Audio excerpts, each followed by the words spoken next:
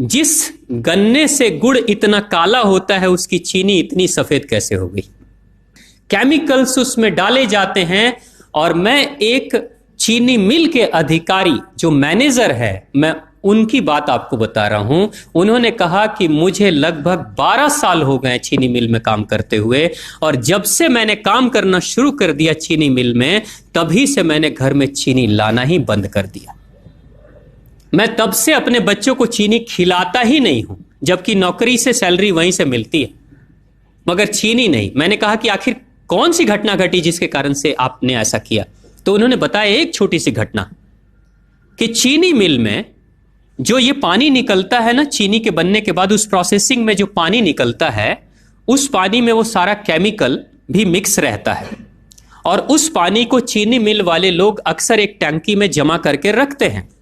ये सभी चीनी मिल वालों के पास में होता है, आप भी कभी जाएंगे तो आपको भी पता चलेगा।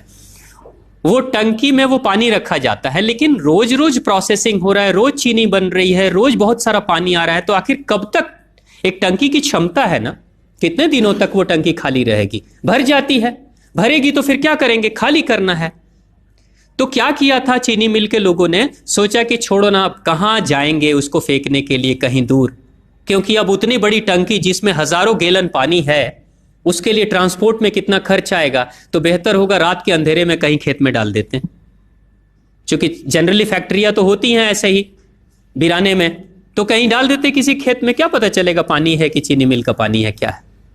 तो ये सोचकर मैनेजमेंट वाले लोगों ने रात में ही उस पानी को खेतों में छुड़वा दिया, और नतीजा ये हुआ कि उस खेत की सारी फसल जल गई, मिट्टी बंजर हो गई। और जब किसान पता करने लगा कि आखिर क्या हुआ मेरे खेत में, जब चेकअप कराया वो मिट्टी का, तो पता चला कि इसमें तो चीनी मिल का जो वेस्ट मटेरियल है वो डाला गया है। तब उसको खबर मिली कि हाँ, किसी स्टाफ ने बताया कि हाँ, हमारे चीनी मिल से ही पानी डाला गया था आपके खेत में, और पूरी मिट्टी बंजर हो गई। उसने केस कर दिया और चीनी मिल वाले को मुआवजा देना पड़ा लाखों रुपए। तभी से वो स्टाफ कहते हैं कि जो मिट्टी को बंजर कर दे वो इंसान के शरीर में जाए तो क्या करेगी। उसी के बाद से मैंने अपने घर में चीनी लाना बंद कर दिया। और सच्चाई है, लगभग अगर आप देखेंगे तो अंग्रेजों के आने के समय अंग्रेज पहला चीनी मिल इन्होंने भारत में ही लगाया था।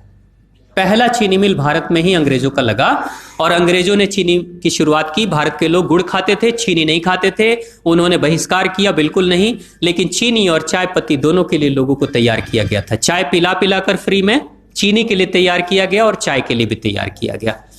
अंग्रेज ने जब से यह शुरू किया है, और पिछले 50 वर्षों से हमारे समाज में चीनी खाने का प्रचलन बहुत तेजी से बढ़ा है, और उसी समय से भारत के लोगों के बच्चों के शरीर में कैल्शियम की कमी होनी शुरू हो गई है।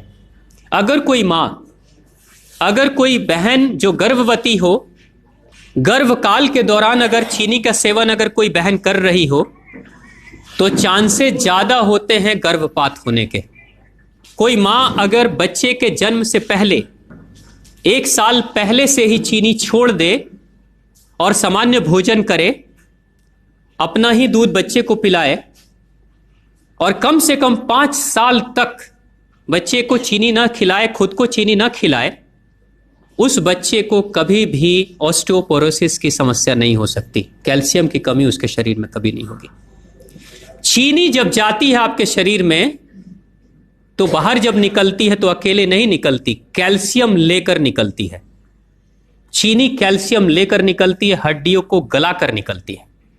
और जिसके शरीर में कैल्शियम की कमी हो जाती है, उसके शरीर में मैग्नीशियम, पोटेशियम, आयरन सबकी कमी हो जाती है।